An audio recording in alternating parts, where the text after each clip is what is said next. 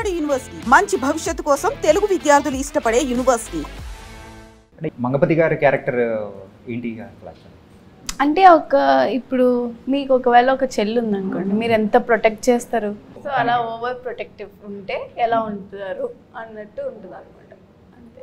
Okay. ఎక్కువగా నేను posters ఎక్కువగా చూసుకుంటున్నాను, ఏంటి అంత హ్యాపీనెస్ అనిపిస్తుంది. చాలా బాగున్నాయి. ఇది ఫస్ట్ టైం కదా ఈ పోస్టర్స్, ఇవన్నీ చాలా అది మాకు రొటీనే, అది కూడా. బట్ ఇవన్నీ చాలా కొత్తవి. సో అది బాగా నచ్చిందా? ఓకే. ఇక్కడ వైజాగ్, వైజాగ్ అది శివుడిది 1080 పార్క్ కింద, అది పైన కాదు. అది సింహాచలం కూడా కాదండి, అదే ట్రైన్ ఉంటుంది పైన కొండపైన. అదేం కొండ? కైలాసగిరి. సో బాగా ఎంజాయ్ చేశారా? సో ఎన్ని డేస్ ఉన్నారు షూటింగ్ మొత్తం? 10 days వైజాగ్ లో. కానీ అక్కడి నుంచే నా ఇద్దరు బాండింగ్ అనేది కూడా బాగా పెరిగింది అసలు. లేదండి, చెప్తా చెప్పి. ఓకే, నువ్వు చెప్పు శ్రీ. 2 years ముందు నుంచి ఫ్రెండ్స్ మేము యాక్చువల్లీ. అవునా? అంటే లైక్ ఎలా పరిచయం? అంటే చాలా క్యాజువల్గా, అంటే నా ఫ్రెండ్స్ తన ఫ్రెండ్స్ మ్యూచువల్. సేమ్ టైం తను నేను ఒక అప్పుడేదో ఏంటది ఇలా సోషల్ మీడియానే, బట్ త్రూ ఏదో అసలు గుర్తులేదు నాకు. కాదు చెప్పదు, అవమానం పడతా నేను ఇప్పుడు. ఓకే. త్రూ మ్యూచువల్ గానే ఫ్రెండ్స్. సో అలా ఈ సినిమాతో క్లోజ్. ఓకే. అండ్ షూటింగ్కి ఎప్పుడైనా లేట్గా రావడం, ఇలాంటి సందర్భాలు, తర్వాత జరిగిన మూమెంట్స్ ఏమైనా ఉన్నాయా? యాక్చువల్గా రోషన్ నువ్వే లేట్గా వస్తావని అనిపిస్తుంది. లేట్గా రావడం అంటే ఈ రోజే వచ్చాడు. అంటే మీకు పాపం వేరే వర్క్ ఉంది అనుకుంటా. I'm really sorry. ఇక్కడ ఉన్న వాళ్ళందరూ not like that, just normal గా. ఎందుకంటే లేదు, నార్మల్ గా అని కాదు, ఇది కట్ అవుద్దో కూడా నాకు తెలియదు. బట్ యాక్చువల్లీ ఏంటంటే నేను ఉండేది కూకట్పల్లి. ఈ రోజు మండే, అడ్రస్ కూడా చెప్పేసి మా వాళ్ళకి అందరికి. ఈ రోజు మండే. సో మా ఇంటి దగ్గర నుండి ఇక్కడికి వచ్చేసరికల్లా నేను 1 hour ముందు స్టార్ట్ అయ్యా. 1 hour కల్లా ఇక్కడ ఉండిపోతాను నేను ఇప్పుడు. బట్ ఈ రోజు ఉండలేకపోయాను, ఎందుకంటే ఈ రోజు మండే. మా ఇంటి నుండి వచ్చేటప్పుడు అంటే అది నా చేతుల్లో లేదు, చేయలేను. So that's the reason.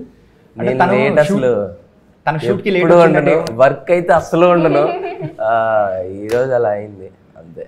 So the best moment what happen in this sets లో? లేదు, మీ ముందు క్వశ్చన్ ఏది లేట్ గురించి అదే కావాలా? ఓకే. తను లేట్గా వస్తే అది కూడా ఒకటేసారి అంతే కదా, ఇంక 2-3 సార్లు కాదు, ఒకటేసారా? షూరా? బ్లాక్ చేయమంటావా? ఓకే, చెప్పు. So what's the best moment happen in this shooting టైంలో? బెస్ట్ థింగ్స్ అంటే నాకు ప్రతిరోజు ఒక మెమరబుల్ డే లానే నడిచేదన్న. అంటే ఇదేదో మనం వెళ్ళి ఏదో షూటింగ్ చేస్తున్న ఫీలింగే ఉండేది కాదు. అంతా మన ఫ్యామిలీ. కోర్ట్ సినిమా, ఓ నైస్, మనం వెళ్తున్నాం. నేను చందుగాళ్ళలో బిహేవ్ చేస్తాను.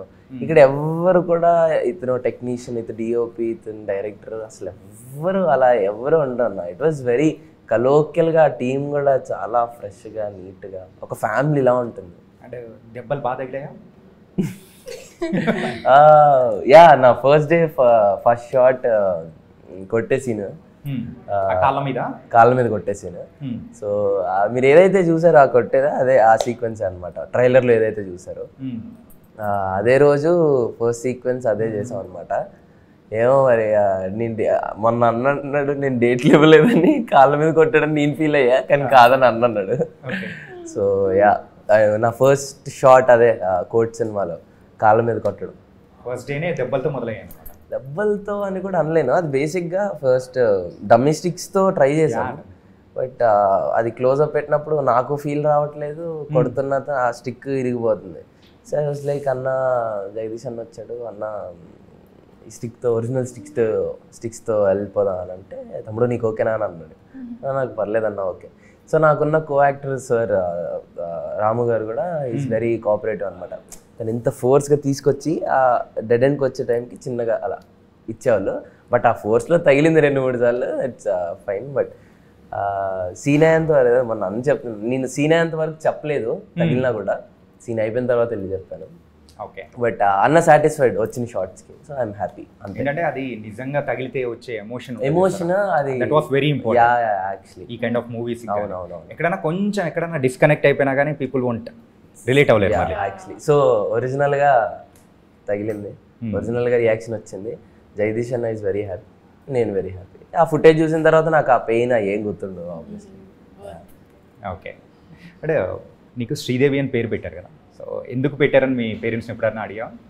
యాక్చువల్లీ మా అత్త పేరు శ్రీదేవి. సో మా డాడీకి వాళ్ళ అక్క అంటే చాలా ఇష్టం మా అత్త. సో అందుకే అలా శ్రీదేవి అని పెట్టుకున్నారు అనమాట. కొంచెం ఆవిడలా ఉంటానని అందుకే. ఓకే, మేము ఇంకో వేరే అనుకున్నాము. వేరే కాదు, వేరే కాదు, అలానే అనుకుంటారు కానీ కాదు, ఇది నిజం.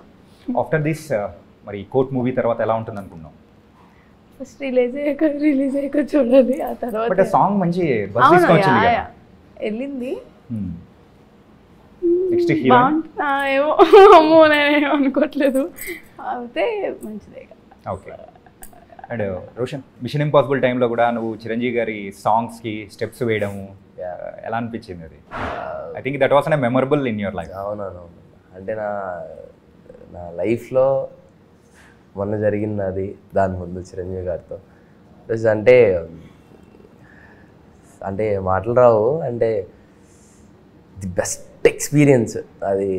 అంటే నేను స్టార్టింగ్లో ఒక షో చేసేటప్పుడు చిరంజీవి గారితో నాకు ఫోటో దొరకలేదు బేసిక్గా. నేను దేశముద్దులో ఒక షో చేస్తున్నాను, పక్కన సెట్లో చిరంజీవి గారు మీలెవర్ కోటీశ్వర్లు చేస్తున్నారు ఆ టైంలో.